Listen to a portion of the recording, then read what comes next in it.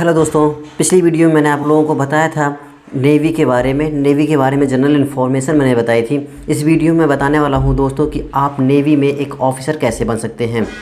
तो दोस्तों, नेवी में ऑफ़िसर आप एनडीए के माध्यम से बन सकते हैं और सीडीएस के माध्यम से ऑफ़िसर बन सकते हैं।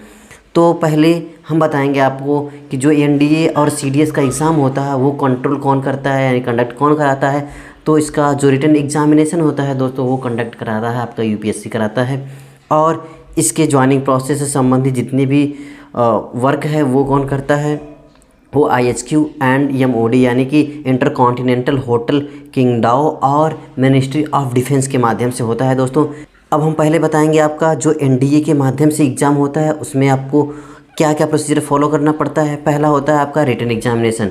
जो रिटन एग्जामिनेशन आपका कंट्रोल इसको कंडक्ट कौन कराता है, ये आपको कराता है यूपीएससी कंडक्ट कराता है। फिर इसके बाद आपको रिटन एग्जामिनेशन क्वालिफाई करने के बाद आपको इंटरव्यू देना पड़ता है। वो इंटरव्यू लेता कौन है, इंटरव्यू कंडक्ट कराने वाली बॉडी है एसएसबी।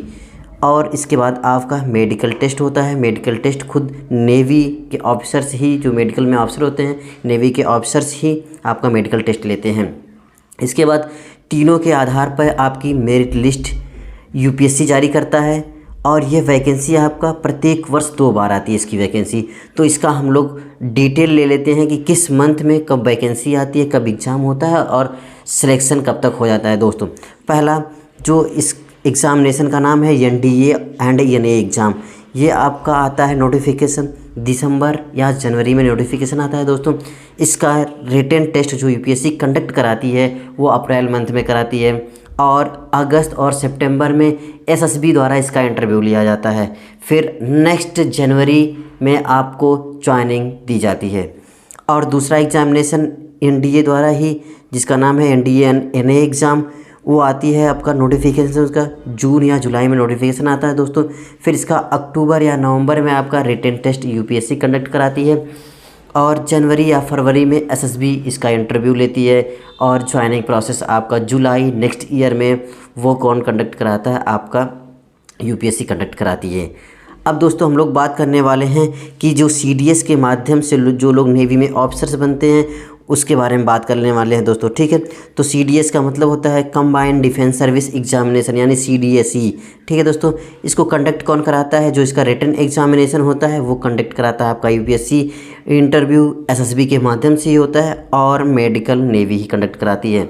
और इन तीनों के आधार पे आपका क्या बनता है, फाइनल मेरिट लिस्ट जारी होती है। जो कौन करता है, ये आपका करता है यूपीएससी जारी करता है।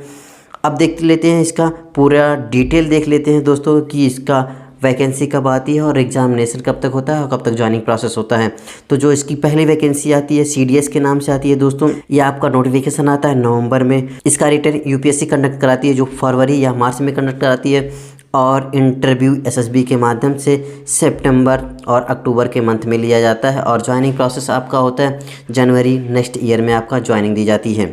अब बात करने वाले हैं दोस्तों जो सीडीएस का दूसरा एग्ज़ाम होता है, 1 साल के अंदर दूसरा एग्ज़ाम जो होता है वो जुलाई में नोटिफिकेशन उसका आता है। अक्टूबर या नवंबर में आपका यूपीएससी इसका क्या कराती है, रिटन एग्जामिनेशन लेती है और इंटरव्यू जनवरी या फरवरी में होता है और जुलाई नेक्स्ट ईयर आपको इसकी ज्वाइनिंग दी जाती है। अब दोस्तों हम लोग बात करने वाले हैं कि जो जिनके पास एनसीसी सर्टिफिकेट होता है उनके लिए डायरेक्ट वैकेंसी रहती है दोस्तों। एनसीसी सर्टिफिकेट होल्डर के लिए उनके साथ साथ उनको क्या क्या चाहिए, एनसीसी सर्टिफिकेट के साथ साथ आप उनको बीई या बीटेक की डिग्री भी होनी चाहिए। इसमें आपका कोई रिटन एग्जामिनेशन नहीं होता है दोस्तों। इसकी जो एलिजिबिलिटी कैंडिडेट होता है यानी कैंडिडेट एलिजिबल होता है वो होता है आप जो आपकी एनसीसी सर्टिफिकेट है उसके डिजिग्नेशन के आधार पर और एसएसबी इंटरव्यू लेता है और मेडिकल नेवी कराती है और ये आपका ऑल इंडिया मेरिट लिस्ट बनती है। तीनों के आधार पर एनसीसी और एसएसबी द्वारा लिया गया इंटरव्यू और नेवी द्वारा किए गए मेडिकल के आधार पर आपको ऑल इंडिया मेरिट लिस्ट बनती है, जिसके बाद आप लोगों को कैंडिडेट का सिलेक्शन किया जाता है। फिर इसके बाद आपका ज्वाइनिंग प्रोसेस करवाया जाता है दोस्तों। अब दोस्तों हम लोग बात करने वाले हैं जो लोग डायरेक्ट एंट्री लेते हैं अंडर ग्रेजुएट लेवल यानी permanent commission for under graduate level entry लेते हैं 10+2 और साथ में बीटेक भी होना चाहिए। वो वैकेंसी आपका किस माध्यम से होती है। जो लोग दोस्तों आईआईटी की तैयारी करते हैं, यानी कि आपका जेई प्री और मेंस का एग्ज़ाम दिए रहते हैं, यानी जो लोग जेई मेंस का एग्ज़ाम दिए रहते हैं, उस रैंक के आधार पर ये वैकेंसी कराई जाती है। और candidate short listed by SSB, यानी कि जेई की रैंक के आधार पर शॉर्ट लिस्टेड कैंडिडेट होते हैं, उनका इंटरव्यू कौन लेता है? उनका इंटरव्यू लेता है एसएसबी के माध्यम से इंटरव्यू कराया जाता है। फिर इसके बाद नेवी उनका मेडिकल टेस्ट लेती है। और आपको सिर्फ 1 साल का आपका जेई मेंस का एग्ज़ाम देने के बाद जब उसका रिज़ल्ट आता है तो आपको सिर्फ 1 साल का मौका मिलता है कि आप डायरेक्ट एंट्री के लिए अप्लाई कर सकते हैं दोस्तों। अब दोस्तों मैं बात करने वाला हूँ अगली वैकेंसी जो डायरेक्ट एंट्री के लिए होती है, permanent commission for graduate level. जो लोग ग्रेजुएशन कर चुके होते हैं उनके लिए वैकेंसी आती है। उसमें कौन कौन से लोग अप्लाई कर सकते हैं? जिनके पास लॉ की डिग्री है, म्यूजिशियन एंड स्पोर्ट्स, उनके लिए आप जो एग्ज़ाम कराया जाता है वो प्रीलिम्स का एग्ज़ाम होता है दोस्तों। फिर इसके बाद एसएसबी उसका इंटरव्यू लेती है। फिर इंडियन नेवी जो है उन लोगों का मेडिकल टेस्ट लेती है। इसके बाद आपको जनवरी और जुलाई में 2 बार इसकी वैकेंसी आती है, ठीक है दोस्तों। और सेम प्रोसीजर वही फॉलो होता है, जो जनवरी और जुलाई में वैकेंसी आती है, अगली साल जनवरी या फरवरी में उसकी पोस्टिंग की जाती है। दोस्तों ये रहा मेरा ये वीडियो, आप लोगों को कैसा लगा?